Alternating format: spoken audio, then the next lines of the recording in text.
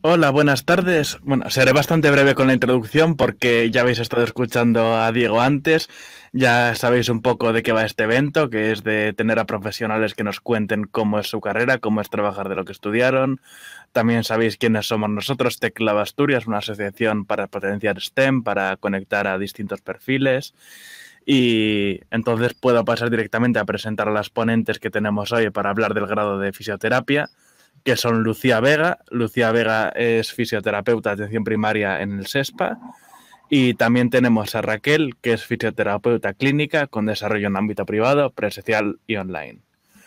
Y bueno, yo estaré moderando, yo soy Manol y yo soy de las personas que menos saben del mundo de fisioterapia.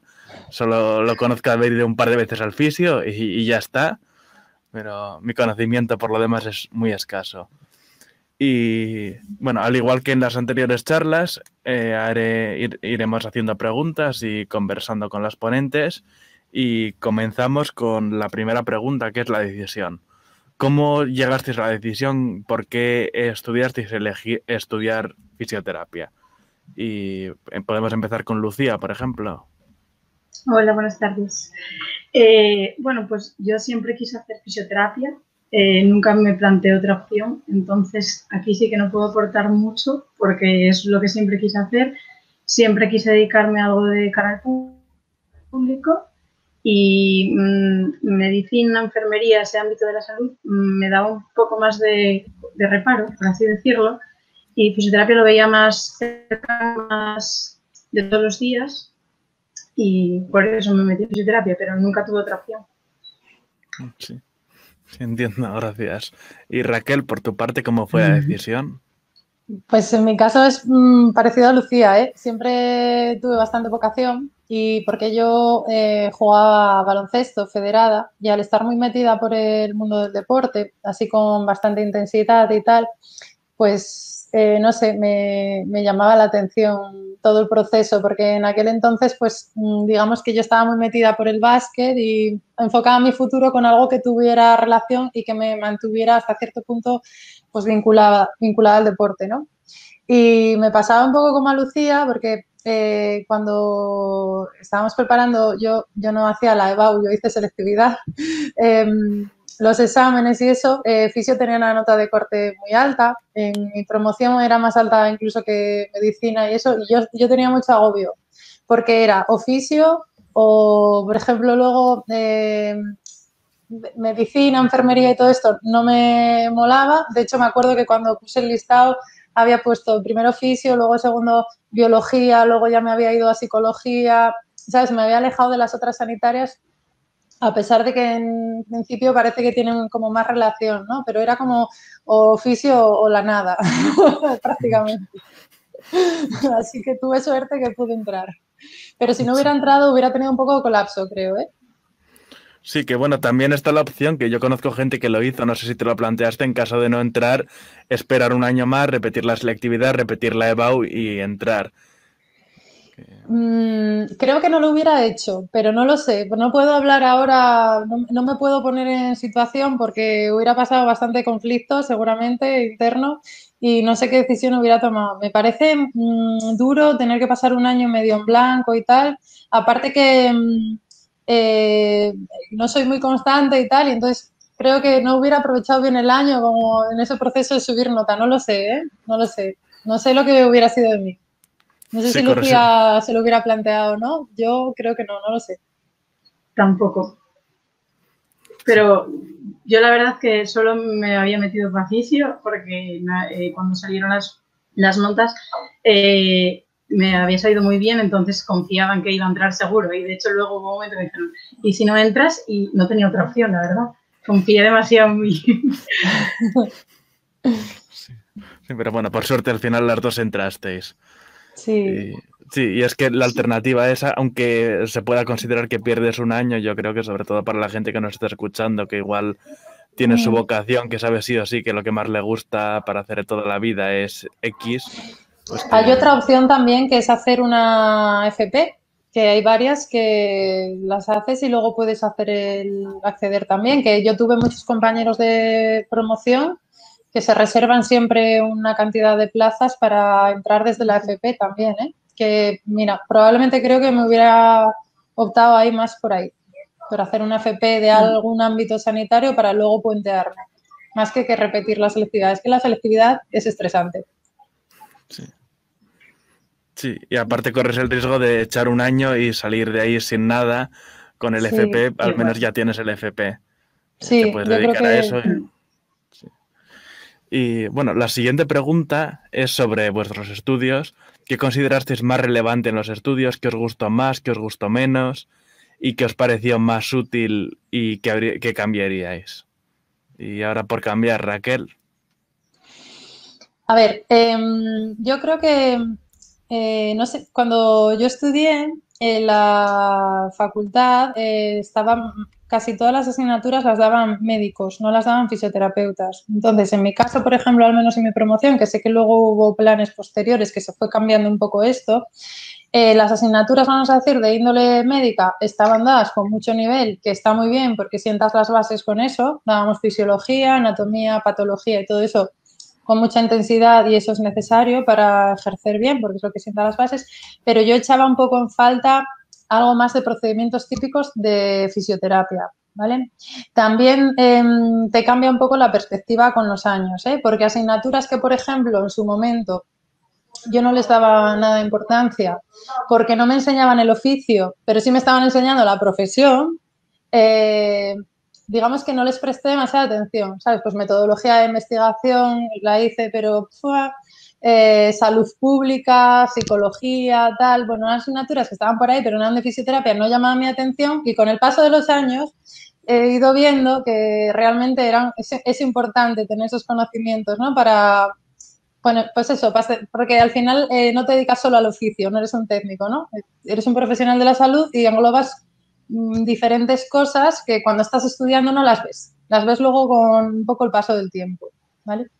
Y bueno, pues cuando estudié también echaba un poco en falta algo de actualización del temario. No estaba del todo actualizado en los métodos, en las técnicas, había muchas cosas que nos daban que estaban obsoletas y pues eso me hubiera gustado más.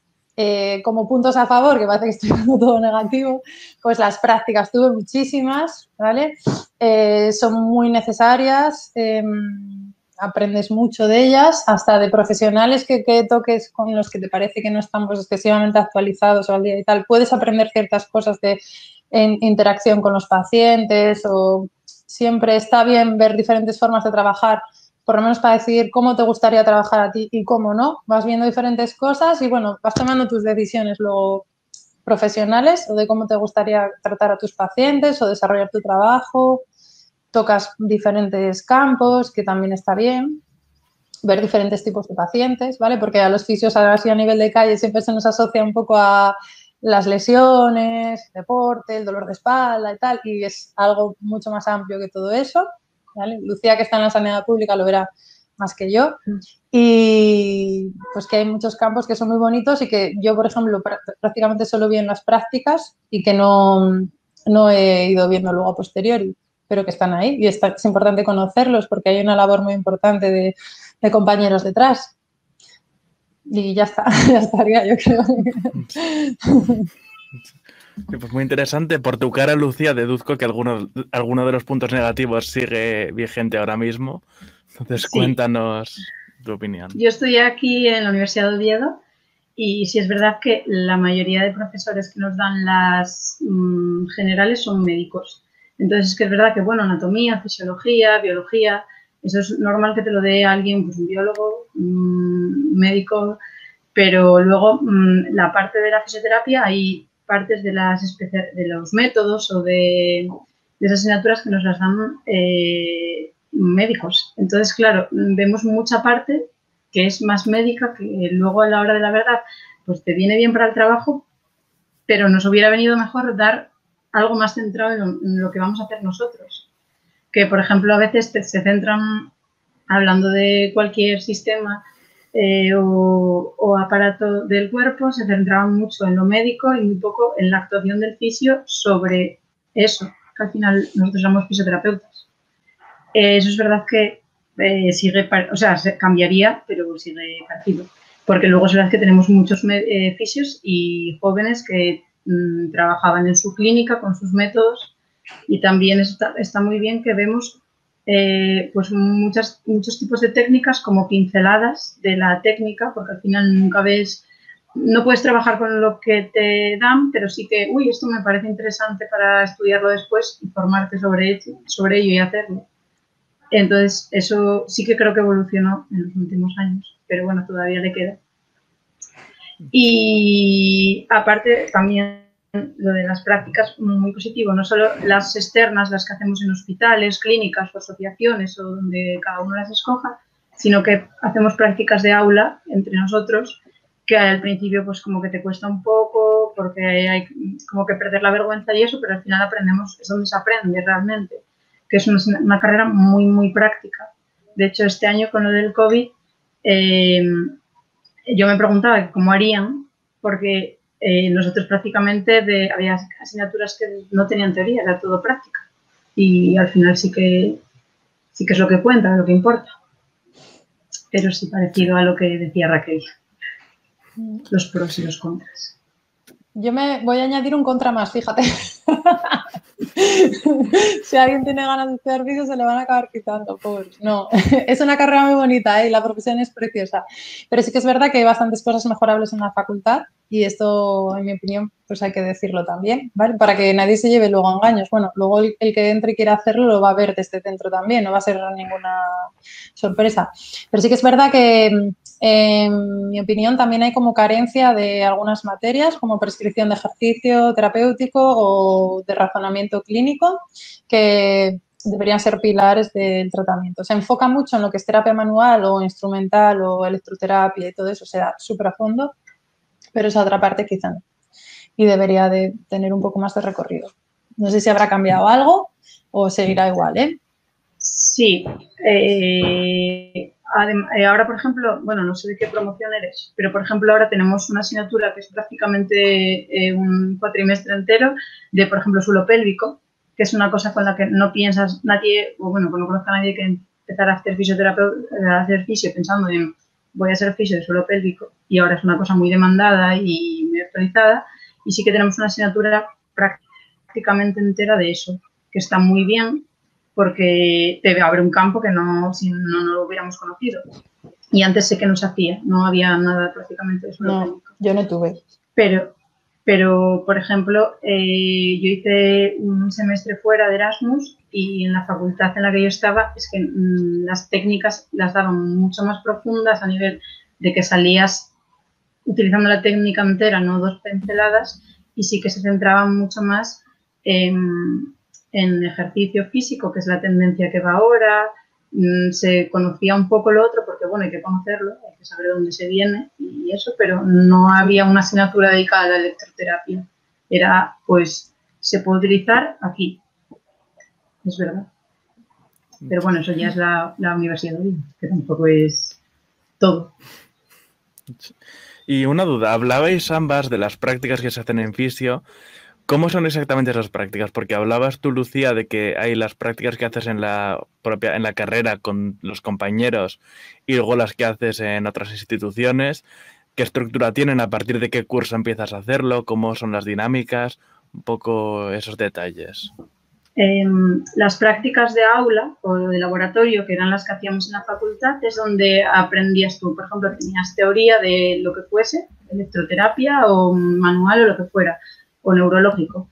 Y luego, por ejemplo, por las tardes solían ser, nos juntábamos en grupos más pequeños, que solíamos ser unos 15 o así por clase, y las técnicas las aplicabas. Pues lo típico, como mover una pierna al principio, o cómo manipular algo, a poner cierto aparato, vendajes, con los compañeros.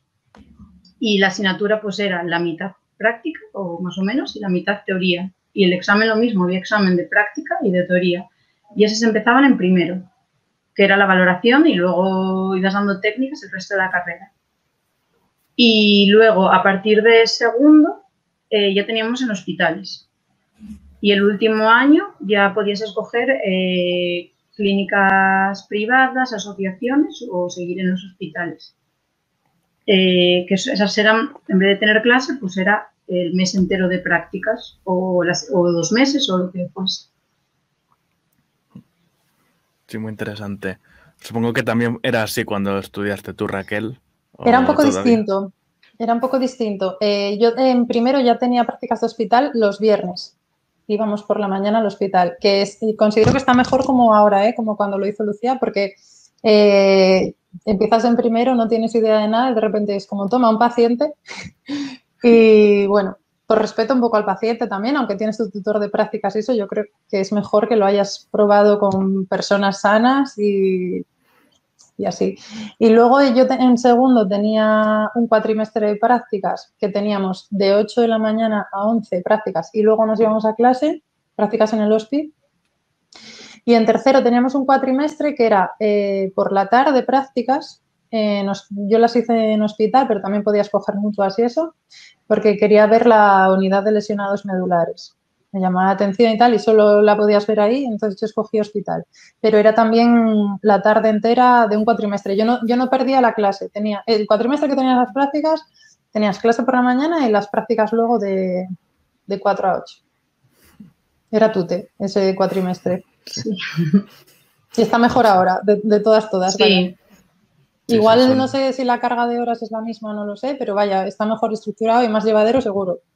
Ahora es una jornada laboral. Pues entrabas sí. a las 8 a 3. Y en las clínicas o lo que fuera, pues el horario que tuviera día a día. Entonces estaba muy bien porque luego tenías el resto del día pues, para estudiar porque suelen ser antes de los exámenes. Pues está mejor, sí. Sí, y luego pasando a la siguiente pregunta, respecto a la incorporación al mercado laboral, ¿cómo fue vuestra incorporación al mercado laboral? ¿Os resultó fácil o difícil encontrar trabajo? Raquel, por ejemplo. Yo el primer año, después de acabar, acabé en junio, julio, ¿no? Y estuve haciendo suplencias, que me empecé a echar currículums y entonces me llamaban para hacer unas vacaciones, no sé dónde, de una semana, una mutua. Otra semana, en no sé qué clínica, las vacaciones del empleado que fuera y tal. Había algún sitio que te ofrecía un mes de prácticas gratis, trabajando gratis. Hay gente que se aprovechaba bastante de la situación y tal. Y luego yo tuve suerte porque en abril del año siguiente, habían pasado 10 meses, empecé en una empresa de rehabilitación a domicilio que tenía un convenio con el SESPA, era un concierto. Y estuve allí bastante tiempo. Si me llamaban estaba en la bolsa del SESPA, si me llamaban, hacía también, combinaba el trabajo porque tenía libertad de horarios en la empresa de rehabilitación a domicilio y combinaba con el SESPA. Y luego cuando llevaba como 6 años o así, ya me puso por mi cuenta. Abrí la consulta y pues ya me quedé aquí. Me di de baja en la bolsa y me vine para aquí. Entonces ya aquí pues bien, porque tengo las desventajas, vamos a decir, de ser autónomo, pero también las ventajas, ¿no? De trabajar a mi aire, el tiempo que quiero dedicar a cada paciente, sin necesidad de dar mucha explicación de qué hago, qué no hago, con mucha libertad, vamos a decir. Y veo, bueno, pacientes sobre todo de musculoesquelético y tal, y bien, porque eso, decides tú tu manera de trabajar. En ese sentido está muy bien. Sí, muy interesante. Lucía, ¿tu experiencia cómo fue? Yo tengo menos experiencia.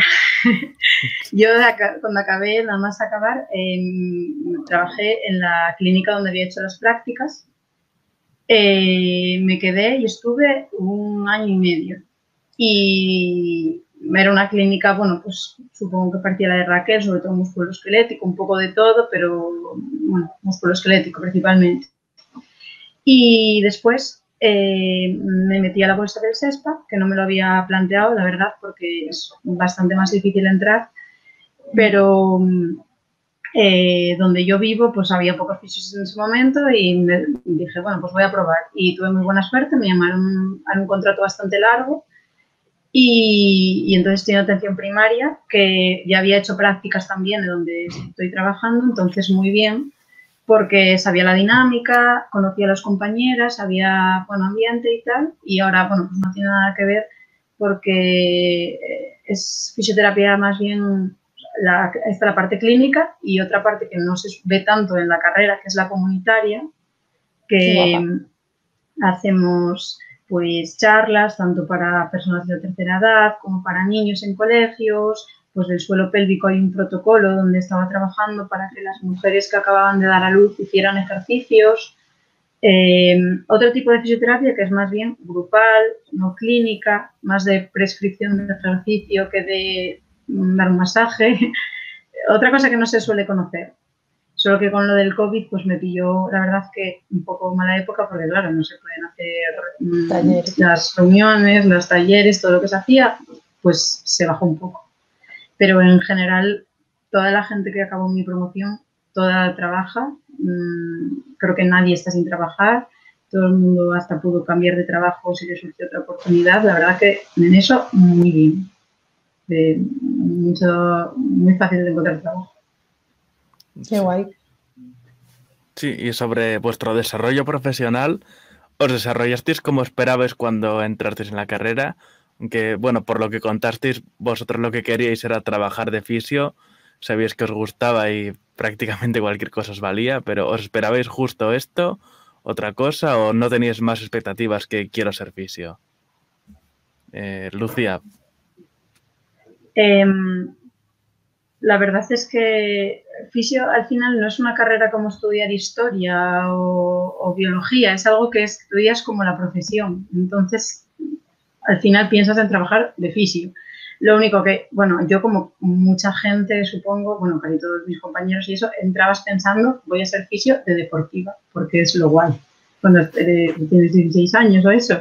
Entonces piensas en formarte en eso. Y luego, por ejemplo, yo en una de las prácticas que hice en una clínica que hacía mucha deportiva, me di cuenta de que la deportiva no era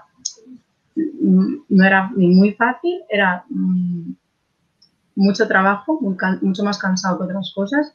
Y al final había otras partes que como dijo antes Raquel, si no pasas por el hospital, por los diferentes ámbitos, no las hubieras conocido, como por ejemplo la respiratoria, que llenan también, que está muy bien. Pero bueno, al final sí, yo creo que yo estudié fisio para ser fisio. O sea, para mí no ser fisio sería un problema ahora mismo. No es para lo que estudié y trabajo. Sí. ¿Tú, Raquel? Yo cuando estaba en la carrera y empecé con las prácticas eso, y como os conté, empecé como muy motivada por el tema deportivo y tal, y estando en la carrera me tiró mucho neuro. El tema de neuro me tiró mucho. Gente con ictus o con enfermedades neurológicas, no sé, me llamaba mucho la atención. Pero sí que es verdad que luego, a la hora de entrar al mercado laboral, los sitios en los que fui cayendo eran casi todos de músculo esquelético, a pesar de que cuando estuve en la empresa de rehabilitación domiciliaria teníamos mucho neurológico. Pero fui haciendo formación orientada un poco a lo que más tenía. Entonces, al final, acabé metiéndome un poco por ahí. Al principio no tenía en mente ponerme por mi cuenta. No tenía claro si quería ir a la seguridad social, si quería ser empleada. Pero bueno, fui cayendo en la seguridad social, no acababa de tener nada de continuo. Y sí que es verdad que, a no ser que tengas la suerte que tuvo Lucía de tener un contrato largo de primeras, estás un poco a la deriva porque te llaman, a mí me tienen llamado a las 2 para entrar a las 3 en el hospital, sabes que a lo mejor tú tienes jornada en otro centro y tienes que decir que no, te penalizan, te ponen abajo en la bolsa, no sé, para mí era un poco estresante estar trabajando en otros sitios y combinar con estar disponible para la bolsa, que era un goteo de llamadas muy espaciado, pero si fuera más seguido, pues te la puedes jugar y decir, bueno, me quedo en casa y voy esperando a que me llamen. Pero en mi caso no fue así y entonces al final, como luego en el ámbito privado, sí que es verdad que pues a lo mejor las condiciones laborales no siempre son buenas del todo o no siempre se trabaja como a lo mejor a ti te gustaría y yo ya estaba de autónoma dependiente porque yo para la empresa de los domicilios ya estaba de autónoma, con lo cual la primera barrera a lo mejor para ponerte por tu cuenta, que es estar dada de alta en autónoma, yo ya la tenía cruzada. Al final me decanté por ponerme por mi cuenta, pero no era algo que a lo mejor yo tuviera planificado de antes. Y, y bueno, pues una vez que estás en tu sitio, pues sí que pues puedes tener mayor iniciativa o menor, depende de tu grado de motivación en cada momento. Y actualmente, por ejemplo, también hago algo de docencia online, estoy haciendo pues, webinars para compañeros de formación de algunas temáticas y tal. Y eso me gusta bastante también, la faceta de formación. No sé, es el que me gusta mucho hablar y me divierte bastante. Para que lo sepáis, la fisioterapia se puede trabajar en el ámbito clínico, en docencia, en investigación también, ¿vale? Y luego en cargos de gestión, los que están en colegios o en el Consejo Nacional. Bueno, hay esos ámbitos, cargos políticos, vamos a decir, que a lo mejor te gusta mucho la profesión, pero luego llegas al ámbito clínico y no te acaba de llenar y puedes optar por otro tipo de cuestiones, docencia o investigación, por ejemplo, y también estás haciendo un bien social desde tu profesión, investigando, ¿vale? Mirando qué cosas sirven más para según qué pacientes, qué cosas sirven menos, y eso es bonito también. A que no le guste tanto tratar con gente, aunque cuando te metes en una carrera sanitaria, lo normal es que te guste tratar con la gente, ¿vale? Trato directo.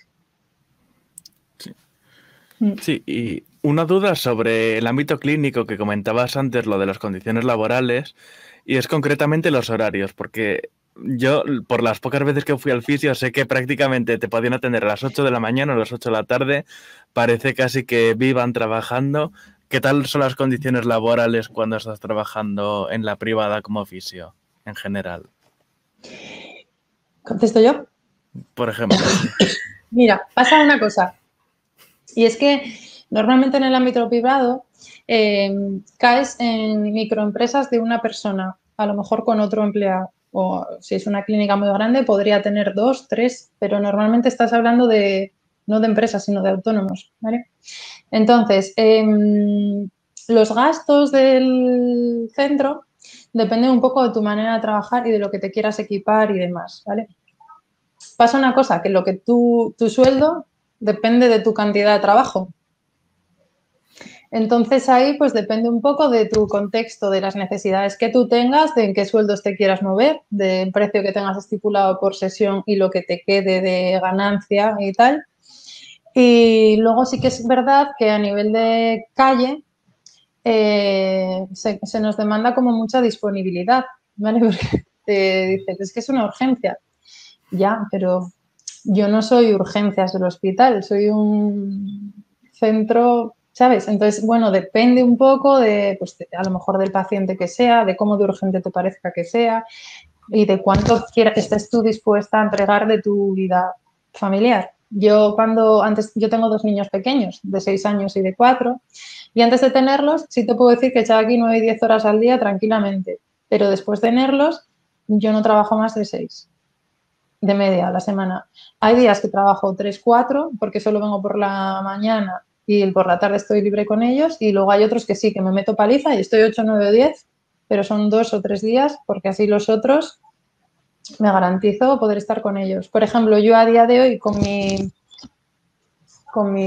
situación no hubiera rechazado el momento que estaba muy alta ya en la lista del SESPA. En el momento que yo me di de baja en la lista, estaba muy alta en el busca, hasta segunda, tercera, y me di de baja porque no me llenaba mucho el trabajo en ese momento a mí y yo ya tenía esto funcionando. Entonces entré un poco en conflicto con abandonar esto, que trabajaba muy a gusto, muy a mi manera, con mucho tiempo por paciente y tal, por el otro trabajo que tenía un horario y unas condiciones quizás más favorables para conciliar, pero que particularmente no me llenaba mucho porque me sentía yo como un poco frustrada por la manera, a lo mejor, o no sé, Lucía a lo mejor en un centro de salud no le pasa tanto, pero en el hospital no tienes tanta libertad quizás, no lo sé.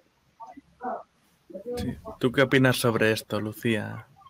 Bueno, a ver, claro, yo en la clínica trabajaba muchas horas, porque trabajaba mañana y tarde, claro, había días que hacías más, eso lo mismo, te llama uno a las 8, es que ayer me acabo de retorcer el tobillo ya, y entonces, bueno, pues muchas veces tienes que quedar, incluso pues sábados por la mañana, porque solo puede el sábado por la mañana, o solo el viernes a las 8:30 de la tarde.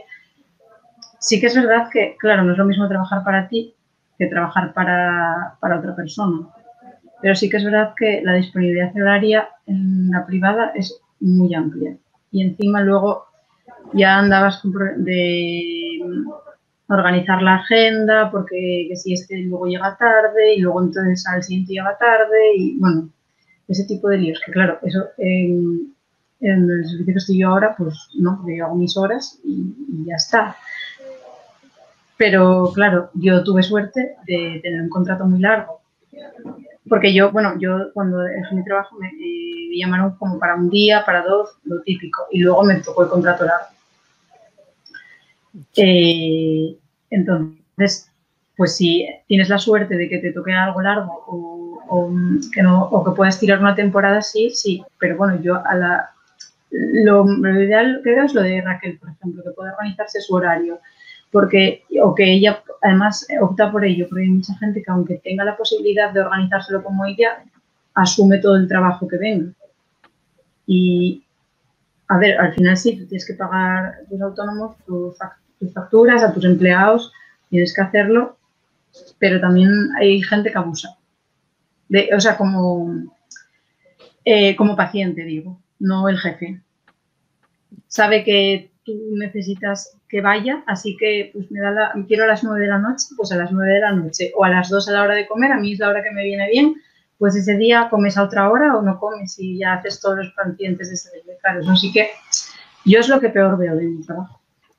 Yo, por ejemplo, eso lo mantengo bastante a raya, tanto para mi compañera como para mí. Por ejemplo, no abrimos ningún sábado por la mañana.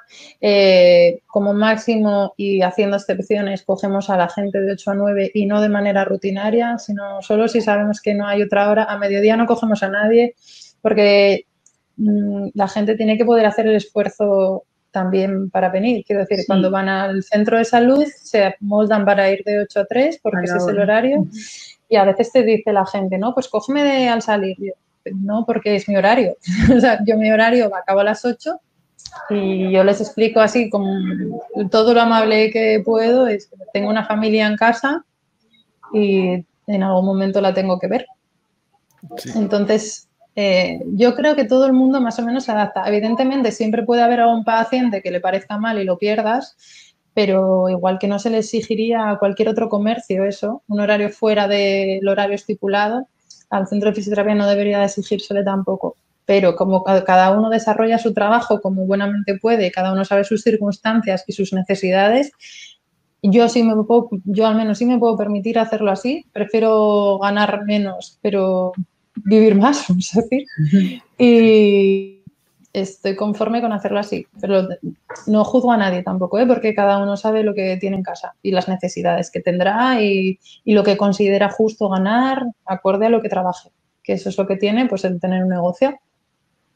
Sí, eso es lo que decías antes, que por ejemplo si tenemos que ir al banco estamos acostumbrados a que vamos de 8:30 a 2:30 o el horario que tengáis, si no podemos pues vamos otro día y nos buscamos la vida para ir, que podemos hacer lo mismo con los fisios. Y también te puedes plantear, siendo autónoma, que supongo que tú lo habrás pensado, Raquel, que igual el paciente que viene exigiéndote que sea la hora de comer, que sea el sábado, tampoco es el paciente que más gratificante te va a resultar, porque igual no es el que más caso te va a hacer luego cuando le des unas pautas, igual no es el que mejor te vaya a tratar después. No sé si lo has vivido alguna vez, que hagas sacrificios y que luego encima te traten peor o... A ver, siempre te encuentras casos, ¿no? Cuando echaba más horas antes de tener a los niños y tal, te decía la gente, no, es que es una urgencia. Y entonces les cogías de 8 a 9, ¿no? Que era como la última hora. Yo la verdad es que nunca cogí más tarde de eso. Cojo un paciente por hora y tal, entonces de 8 a 9, última hora. Y llegaba y tal, bueno, ¿qué te pasa? ¿Cuánto llevas con el dolor? 3 meses. Me estoy quedando una hora fuera del horario por un dolor que vienes arrastrando desde hace 3 meses y me estás diciendo que es una urgencia. Y entonces en esos momentos es como que te palpita la vena. Porque la gente muchas veces yo creo que es que no se da cuenta tampoco, que está disponiendo de tu tiempo familiar así. Se piensa un poco que como pagan, pues que tienes que estar disponible, pero es que no se le exige prácticamente a casi ningún negocio, a ni una tienda, prácticamente a ninguna peluquería tampoco. Las peluquerías cerran a las 7, a las 7 se van y no te cogen y Y no sé por qué nosotros, bueno, pues por lo que te digo, porque no sé, como tenemos vocación también de ayudar, tendemos a estar como más disponibles de la cuenta también. Sí. Pero no deja de ser trabajo, aunque sea vocacional. Sí. Sí, comentan en los comentarios ahora que en el trabajo de cara al público das la mano y te cogen el brazo. Que puede pasar a veces. Y también os animo a que pongáis cualquier pregunta en el chat si queréis hacerla a Raquel o Lucía para que os lo contesten. Y luego también, siguiendo con las preguntas sobre el mercado actual, cómo es el trabajo, ¿cómo diríais que está el mercado actual? Diríais, comentó Lucía que todos sus compañeros están trabajando. En general es fácil encontrar trabajo de fisio y no solo encontrar trabajo, sino encontrar trabajo en buenas condiciones, que te traten bien, que sea un buen trabajo. ¿O no? Encontrar el trabajo, sí, y de fisio, porque, bueno, mucha gente al final sale de la carrera y trabaja de cualquier otra cosa que no es lo que estudió, y nosotros en realidad tenemos la suerte de trabajar de lo nuestro. Las condiciones, pues ya no. Es más difícil. El horario suele ser bastante malo, sobre todo, claro, al principio, porque te toca lo malo. Y el salario suele ser bastante bajo en principio, porque el sueldo mínimo por convenio es bastante bajo. Entonces, pues bueno, las condiciones suelen ser más difíciles de encontrar. Pero bueno, trabajo hay.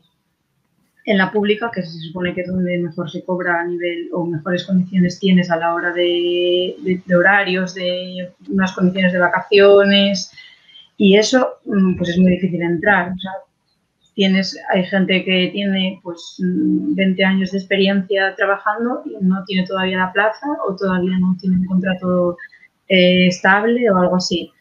Entonces, hombre, yo, por ejemplo, no me plantearía haber estudiado otra cosa porque sí que me gusta mucho, pero el otro día en un perfil de una red social que es de fisios que hacen, bueno, pues como memes y ponen comentarios, gente que, bueno, comparte historias y eso, salió de pregunta, a día de hoy hubieras estudiado fisio por las condiciones laborales que tienes ahora mismo. O sea, no si te gusta o no, o sea, era solo las condiciones laborales. Y a mí me llamó la atención que de la mayoría de la gente que contestó, si contestaron 100 personas, 80 ponían no.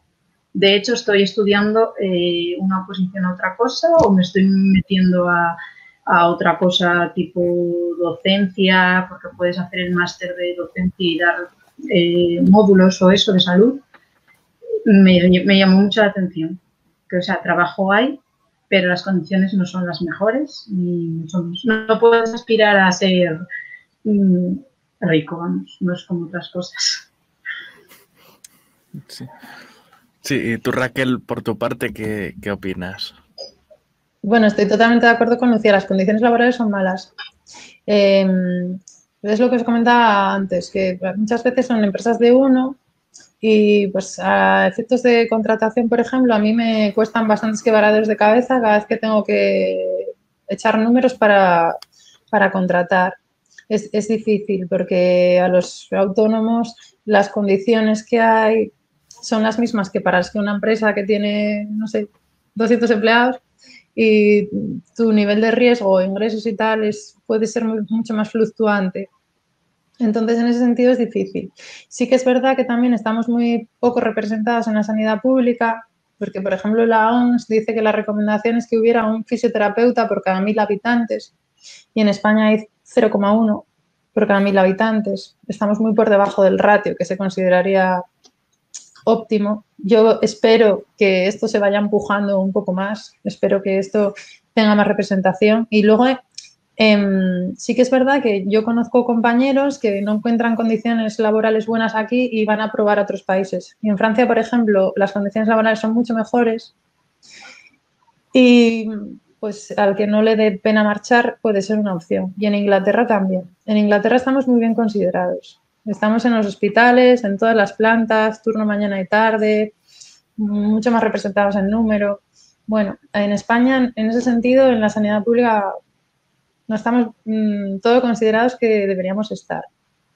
Eso pasa un poco también porque desde dentro también se empuje y a nivel social empujemos un poco por visibilizar todo lo que podemos llegar a hacer, porque a veces empujando así se consiguen cosas. Entonces, bueno, ahora con todo esto del COVID se está dando un poco más de relevancia al trabajo en UCI, al trabajo respiratorio y, bueno, todo lo que sea que hablen de nosotros en ese aspecto puede facilitar que se nos incorpore en las unidades de críticos o en otro tipo de plantas con otros enfermos, que sería interesante.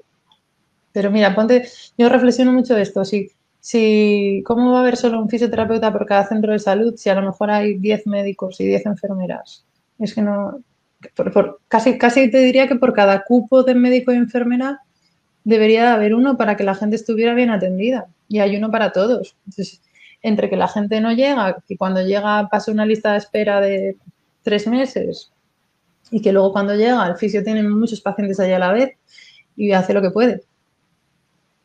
Sí, sí, bueno, pues esperemos que sigamos la recomendación de la OMS a corto plazo, que también puede ser bueno si se empieza a estudiar la carrera, porque se supone que deberíamos contratar bastantes fisios en la pública en los próximos años, si hacemos caso y si nos damos cuenta de que también sois muy importantes y muy necesarios. Y entonces, a alguien que tiene vocación real de fisio, que dice, a mí como vosotras, yo lo que siempre he querido estudiar es esto, no me planteo otra cosa, ¿le animaríais a que fuera por ello? Sí, porque acabas encontrando la manera. Quiero decir, si tienes mucha vocación, a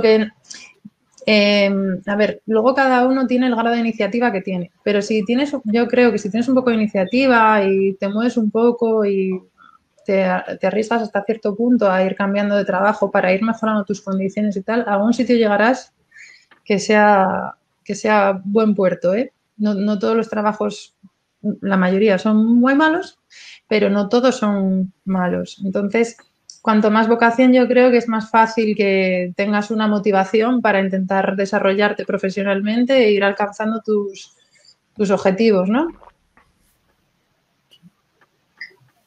Sí, y otra cosa que es importante, que igual antes de estudiar la carrera no lo sabes bien, es toda la formación que hay que hacer después de la carrera, que en ese caso si te gusta, si tienes vocación, si de verdad quieres, haces formación complementaria que no tiene por qué ser universitaria. De hecho, los fisios en la mayoría, bueno, pues puedes hacer un máster, pero la mayoría de la gente hace pues, cursos de técnicas o tratamientos, especializaciones en algo para formarte y entonces así es como las condiciones van a venir, claro.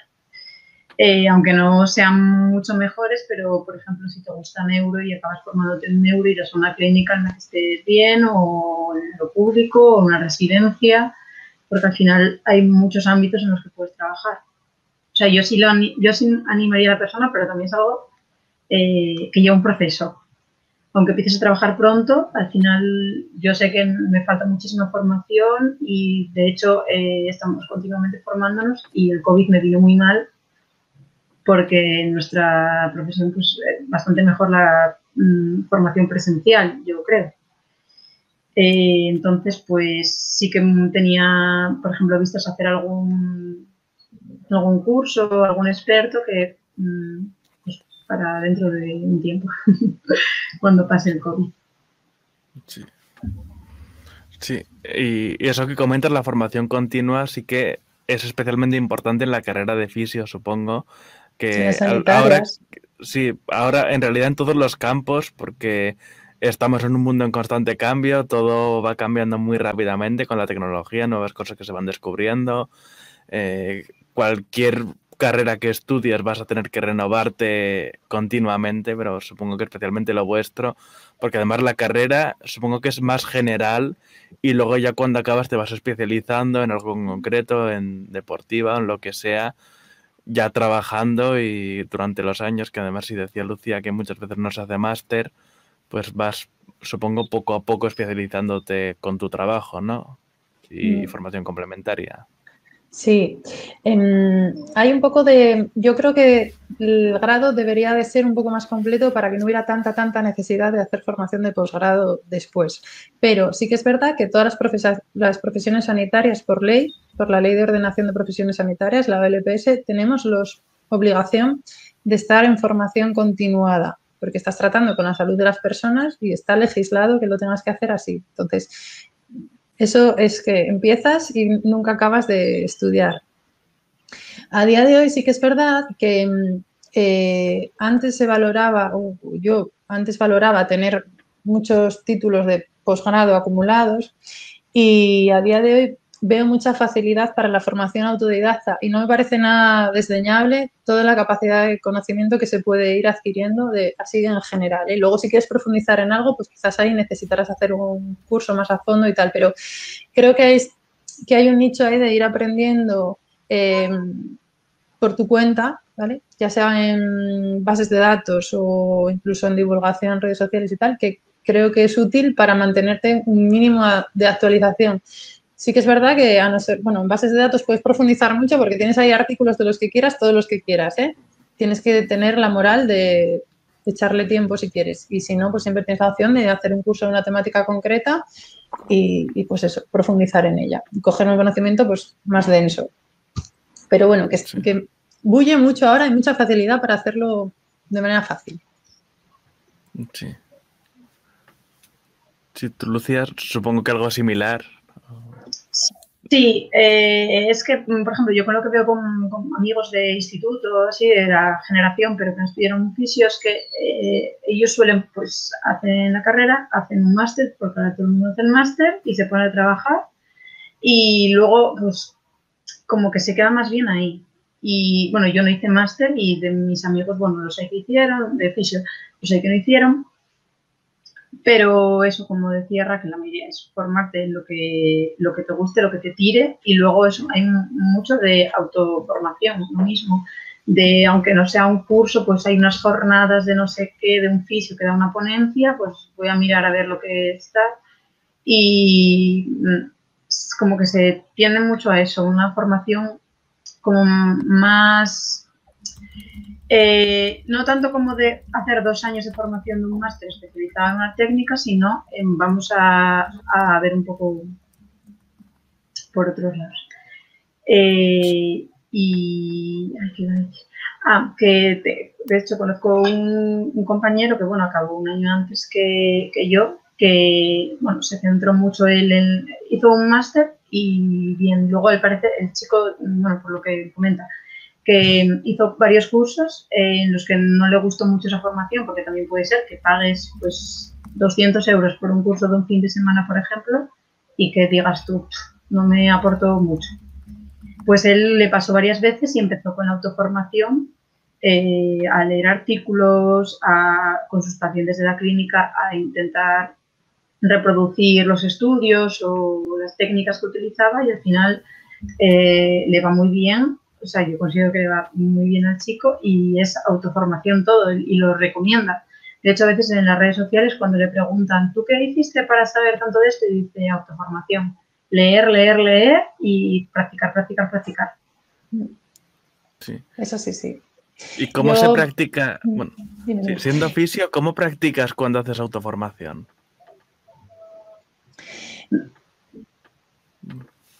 Lucía, ejemplo, ya que lo dijiste tú. A ver, pues un poco, pues estás en una... Bueno, depende del ámbito en el que estés, lo que quieras hacer. Por ejemplo, yo hice un curso de ecografía porque en la clínica en la que trabajaba tenía un ecógrafo.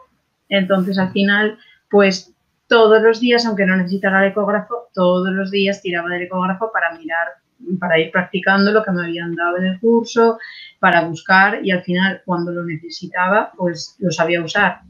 Porque al final lo nuestro es eso, si haces un curso para, bueno, pues lo que sea, de respiratorio, por ejemplo, tú no ves pacientes de respiratorio en la clínica, pero lo publicitas y te viene alguno de respi y llevas sin hacer respi desde que hiciste el curso, pues no vas a saber defenderte. Entonces es un poco intentar meterlo, intentar hacer un poco, bueno, también tiramos mucho, sobre todo al principio, más bien en la carrera, de familiares, de hay que practicar un vendaje, pues a vendar a mi hermano todos los días o lo que sea. Sí, tú ibas a decir algo antes, Raquel. No, respecto a la autoformación, cuando lees y pones en práctica y tal, normalmente lo que buscas es comprender muy bien el mecanismo a lo mejor de la lesión o del dolor o del ejercicio que quieres prescribir. Y entonces son conocimientos teóricos en realidad, no es... Yo ya he acumulado, por ejemplo, muchas horas de cursos de aplicación práctica o manual o del tipo que sea. Entonces, vas escogiendo un poco las lecturas respecto a lo que tú quieras acumular conocimiento. Pero no necesariamente tiene que ser luego una transferencia directamente manual a la práctica, sino que pues voy a enfocarlo así, pues he visto que dar 3 sesiones en vez de 2 va mejor, o que alargarlo 3 meses la recuperación en vez de 1 es mejor, o vas aprendiendo sobre determinadas lesiones, ¿no? Cómo son los mejores abordajes, y eso es lo que luego trasladas. Sí, sí, muy interesante. Y ya por concluir, que nos quedan 2 minutos, si pudierais hacer una breve conclusión para quien quiera, para quien esté planteándose estudiar fisio, ¿qué le diríais rápidamente? Pues Lucía, por ejemplo, y luego Raquel.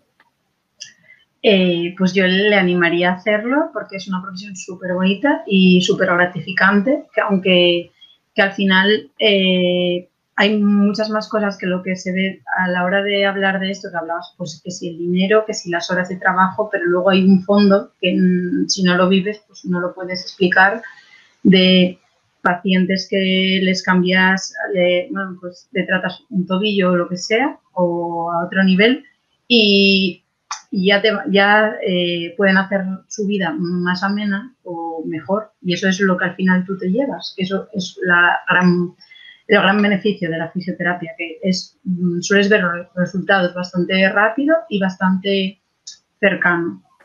Entonces, esa parte es muy buena. Y por otra parte, que no piense que al acabar la carrera va a acabar o sea, se acaba ahí y empieza a trabajar, que hay muchísima formación detrás, que son muchas horas de trabajo detrás para intentar mejorar como profesional y mejorar la vida de los pacientes, que al final es lo que buscas.